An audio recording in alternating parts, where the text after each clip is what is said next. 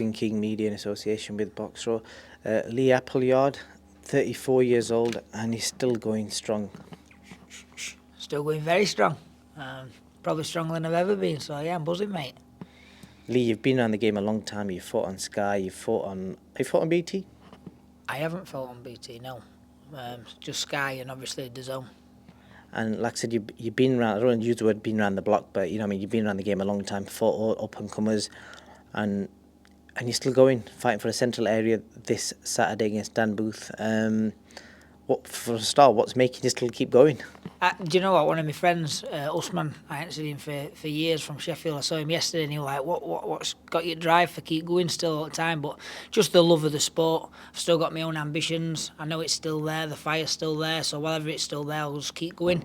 The second I don't want to get up and train, I don't want to do it, then I will walk away. But at the minute, I'm enjoying it. I love getting up, I love training, I love the buzz of the fights. And like I say, I've still got it. So, yeah, third time for the central area here. And believe it or not, 6 years to the date, I boxed for it for the first time. 3rd of September at Doncaster Dome against the Manchester lad, and I come up short. I was winning easily, and I got caught. It is what it is. But 6 years later, I'm back to where I am now. I want to win this. This is a fight, not coming back and trying to get a win with a journeyman. This is a proper fight against a good fighter, and from there we'll look to move on. I think it's worth mentioning that you don't really go out of shape. Whenever I've seen you, even when you've not got a fight lined up, you're always in shape. I'm guessing that's a key advice to any fighters looking to keep fighting in the 30s. Yeah, definitely. I did that when earlier on in my career when I was making super featherweight and stuff. I was ballooning up and putting 2-3 stone on and coming back down. But for the last probably 3-4 years, I literally, since I moved up to super lightweight, I hadn't done it, and that is definitely key. Looking back, I wish I'd have done that earlier on in my career. So anyone turning into the pros, try and keep within a stone of your weight, 1000%, because it does make a difference. But I live the life. I don't smoke, I don't drink. Yeah, I'll have a drink every now and again, but I live the life, and that's why my body's still going. And credit to you. So this Saturday, fighting for the central area title, a title that you haven't won, and I think it's your 3rd attempt at it. So why do you win this Saturday? I've put all the work in. The experience is key. Dan hasn't got the experience in me. I want it more than him. That's 1000%. I want to be a British or a Commonwealth champion. That is my goals. Listen, if I lose on Saturday night, I'm walking away from the sport, because if I want to win the British or Commonwealth, I've got to be winning a central area title. And that's no disrespect to Dan Booth. I know he's coming. I expect it to be a hard fight to start with, but I believe my experience is going to be key, and I'll use my skills and go on to be the winner at the end of the night. And of the fans that haven't seen Dan fight before, what can we expect from him? From what we've seen, and obviously I'll leave it with Ray as well. I mean, I do watch my opponents, I don't lie. He's a come-forward fighter.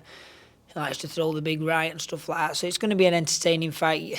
Listen, everyone knows what I'm like, and I get stuck in. I like to have a fight myself.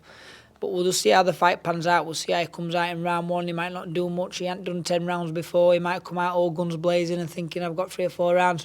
We don't know. We'll just take it as it comes. Like I say, I've got the experience, so whatever he brings, I'm going to be ready for it.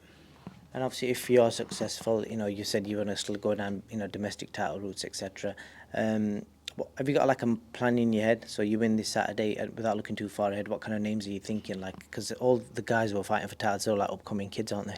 They are, yeah. I mean, listen, Dalton's just won the British against Sam. He's not going to be there for long. He's going to move on.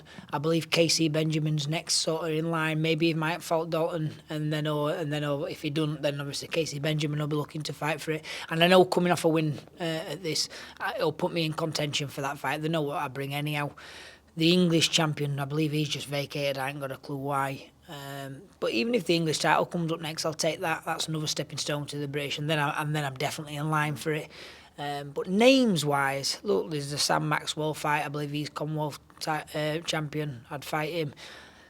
I'm not stupid. I'm not going to jump to your Ritsons, your Ara Davises and stuff like Jack Catterall and stuff like Taylor there, obviously, world level. But any of the others, I'm willing to go in, and I believe I've got a chance against any of them. Do you think you could potentially recreate what Jason Cunningham did? Jason's got 6-7 losses on his record now, but for him to still be in a position where he just had a big fight with the guy from South Africa, can't think of his name right now. Tete, that's it. Solani Tete. Do you think you could still potentially do something like that, where you suddenly get a couple of decent wins? You could be potentially in a European title fight. Yeah, look, you've got Max Hughes as well. He's gone down them lines, and Are they your inspirations? That's basically yeah, what I'm trying. 1000%. Even Lee Curtis Woodhouse and stuff like that. I mean, he'd come from nothing and he got up to British level.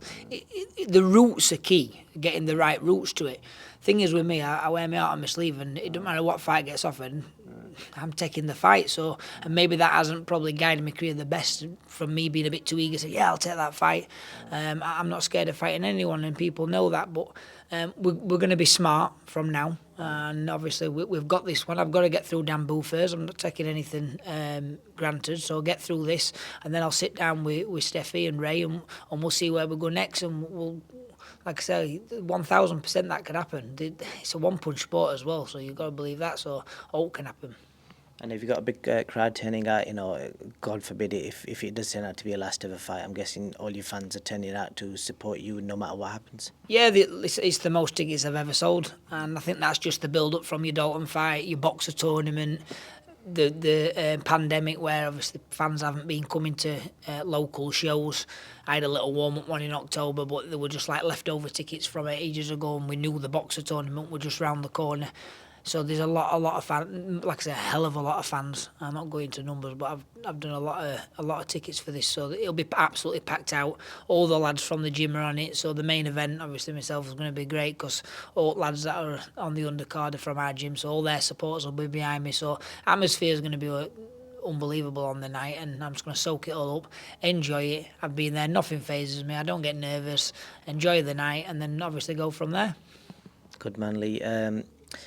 What else have you been up to outside boxing, as well as preparing for potentially a career-defining fight, a career-deciding fight? What else have you been up to outside boxing? Well, I do.